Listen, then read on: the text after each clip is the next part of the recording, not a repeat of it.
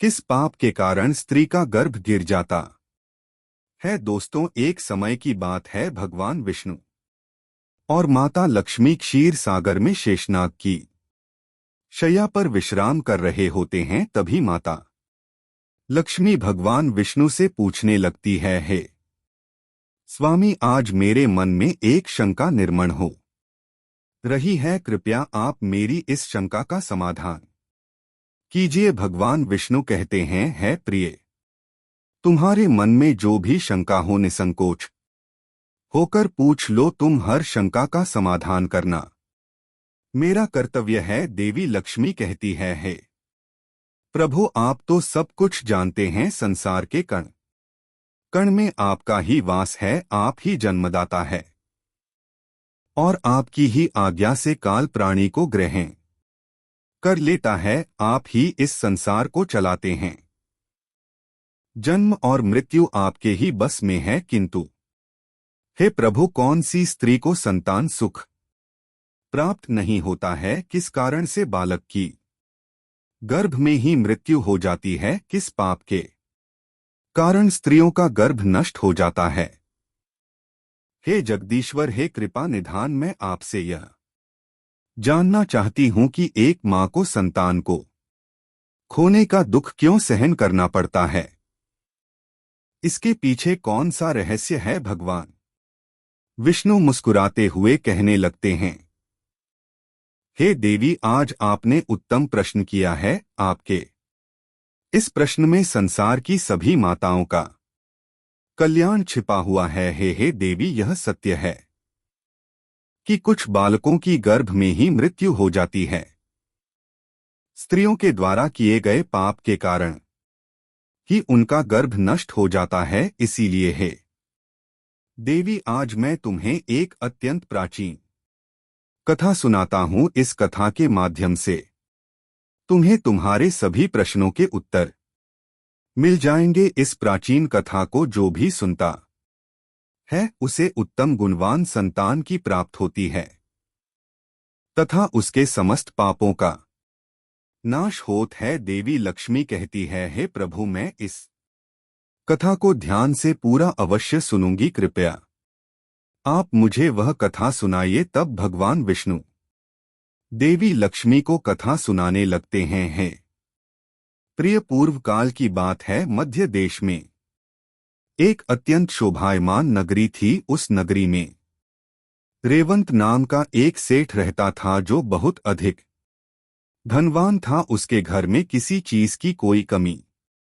नहीं थी। उसकी एक पुत्री थी जिसका नाम रेवती था। उस सेठ ने अपनी पुत्री का विवाह एक दूसरे नगर में रहने वाले वैश्य के पुत्र के साथ कर दिया। रेवती अपनी पति के साथ रहने के लिए ससुराल में चली गई। ससुराल में जाने के बाद उसके ससुराल वाले रेवती के साथ बहुत प्रेम और सम्मान के साथ आचरण करने लगे। रेवती अपने ससुराल में बहुत प्रसन्न थी। रेवती की सास का नाम सुनंदा था, जो स्वभाव से अत्यंत क्रूर और दुष्ट स्वभाव की थी। रेवती दहेज में बहुत सारा धन लाई थी। इस कारण से सुनंदा रेवती का झूठ मूठ का सम्मान करती थी। उसे मीठी मीठी बातें करती थी और अपने मायके से कुछ ना कुछ लाने को कहा करती थी। रेवती अपनी सास की बात मानकर अपने पिता से कहकर वह घोड़े,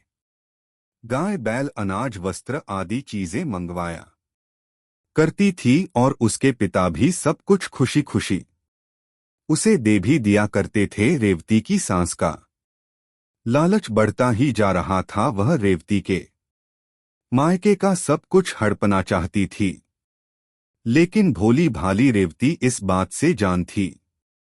वह उसकी सास की मीठी मीठी बातों से जल्दी ही प्रसन्न हो जाती और उसकी हर बात को मान लिया करती थी। रेवती का पति संजय स्वभाव से भोला भाला था और अपनी मां की हर आज्ञा का पालन करता था। उसकी माता ने बचपन से ही अपने पुत्र संजय को पूरी तरह से वश में किया हुआ था। इसीलिए संजय कभी अपनी मां की आज्ञा का उल्लंघन नहीं करता था। रेवती को उसके ससुराल में सभी का बहुत प्रेम मिलने लगता था, जिससे रेवती बहुत ही खुश रहने लगी थी। उसके पिता भी रेवती को खुश देखकर बहुत प्रसन्न थे और वे अपनी बेटी को प्रसन्न देखने के लिए हर वस्तु का त्याग करने के लिए तैयार थे। इस प्रकार से अनेक माह बीतने के बाद रेवती गर्भवती हो गई। जब यह बात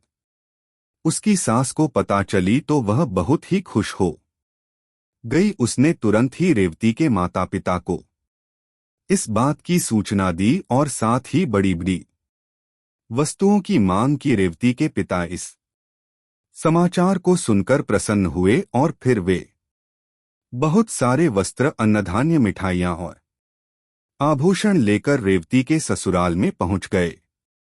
वहां पर उनका बड़े प्रेम और आदर के साथ चार स्वागत किया गया। रेवती भी अपने पिता को रेवती के पिता उसी दिन अपने घर लौट गए। अनेक दिनों तक रेवती का गर्भ बढ़ता गया और रेवती की सास भी उसका बहुत अच्छी तरह से ख्याल रखने लगी। लेकिन कुछ ही दिनों के बाद ऐसी दुर्घटना घटी जिससे रेवती का जीवन देखकर बहुत प्रसन्न हुई। फिर कुछ समय रुककर रेवती के पिता उसी दिन अपने घर लौट गए। अनेक दिनों तक रेवती का गर्भ बढ़ता गया और रेवती की सास भी उसका बहुत अच्छी तरह से ख्याल रखने लगी। लेकिन कुछ ही दिनों के बाद ऐसी दुर्घटना घटी जिससे रेवती का जीवन दुखों से भर गया। उसके हंसते खेलते जीवन में अचानक से अंधकार छा गया। एक दिन अचानक ही रेवती का गर्भ गिर गया, जिससे रेवती की सास बहुत क्रोधित हो गई और फिर रेवती को ताने मारने लगी। अरे पाप ही नहीं, सच सच बता, तूने कौन सा पाप किया है? कुल का नाश करने वाली कलंकिनी, तूने अपने ही बच्चे को खा लिया। जन्म देने से पहले ही उस बच्चे को मार डाला रे, तो कुल का विनाश ही कर डाला तूने। अरे दुष्टा, तू तो हमारे घर को बर्बाद करने के लिए ही आई है। तुझे देखते ही मुझे